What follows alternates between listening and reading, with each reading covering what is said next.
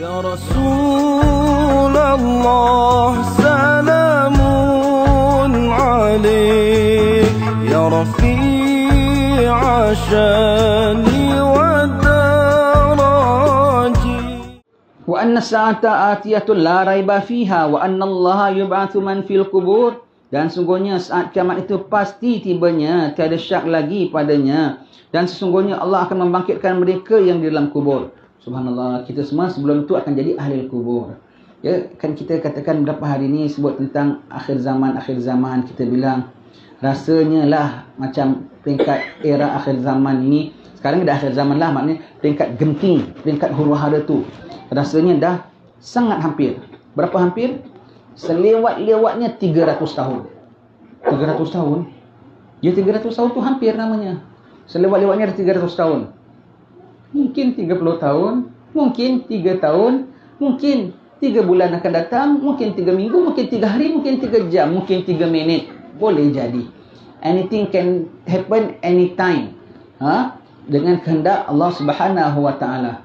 Cuma kita bilang dalam kita cakap saja 300 tahun. Tapi rasanya lah kalau dia dah jadi dalam tempoh 30 tahun, bermakna ketika 300 tahun tu dunia ni dah kosong tau, dah tak ada manusia. Dah tak ada dunia pun. Semua dah dipusakai oleh Allah Ta'ala. Bulan, bintang, matahari, kita bilang akhir zaman paling cepat-cepatnya pun rasanya lah selewat-lewatnya 300 tahun. Itu sedap-sedap cakap lah. Sedap-sedap cakap.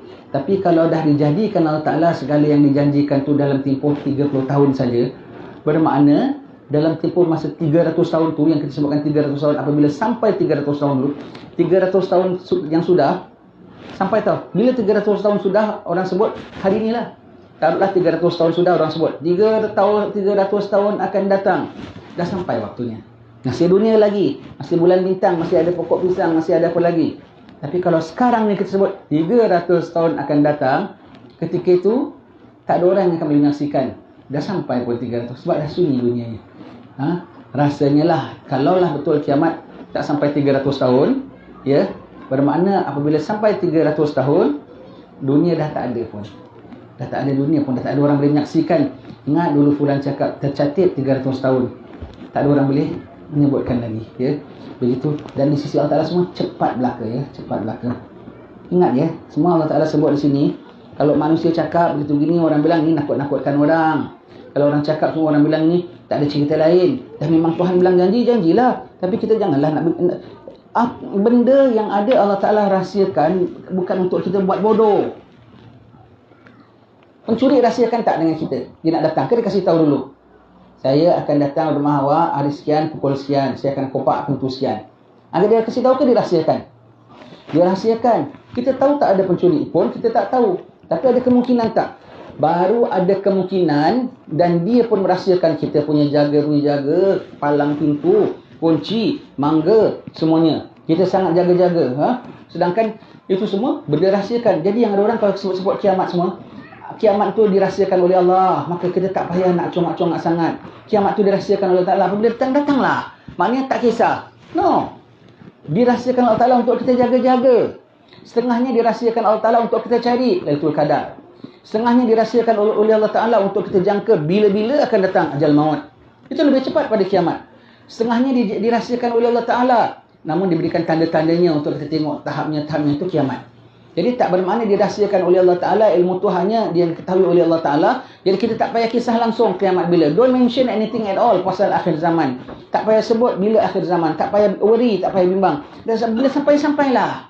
Apabila Mahdi keluarlah. Bila Dajjal keluar. Jadi Mahdi keluar, Dajjal keluar, kita tengok saja. Oh dah keluar ya. Baca surat khabar. Mahdi dah keluar, Dajjal dah keluar. Begitu ya. Kita sebahagian daripada aktivitinya lah. Kita sebahagian daripada sama ada mengikutnya ataupun menentangnya lah.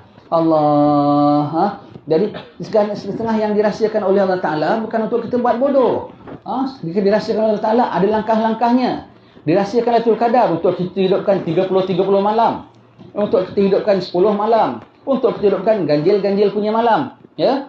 Begitu. Jadi kalau dirahsiakan tentang apa perompak, kan rahsia. Untuk kita waspada setiap hari, setiap detik. Dirahsiakan apa lagi?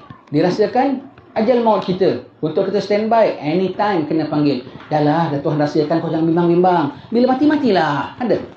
Kan kena jaga macam-macam. Kena jaga. Begitu juga dia rahsiakan. Kiamat. Dia rahsiakan. Tetapi ada kena jangkaannya. Ada persediaannya. Ada event-event sebelumnya. Dan event-event sebelumnya tu kita nampak dan kita hidup di dalamnya. Kita kena jaga. Jadi bukan bermakna kalau yang orang sebut kiamat, itu khususnya na'udzubillah pahaman Wahabi, suka sebutkan. Tak ada yang tahu ilmu gaib kecuali Allah.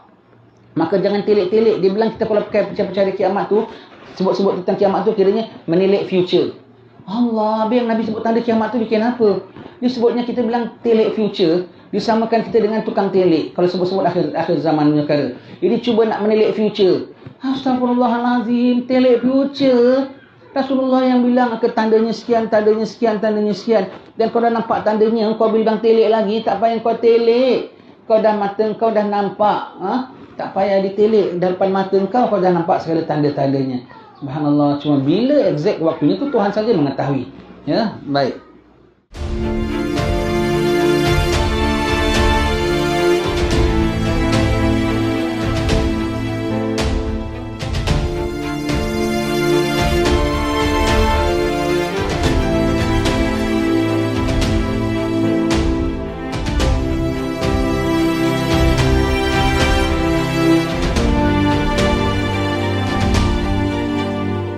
Salawat salam tetap padamu, Engkaulah sang Nabi penyejuk hatiku. Betapa hasrat ingin bertemu kami semua.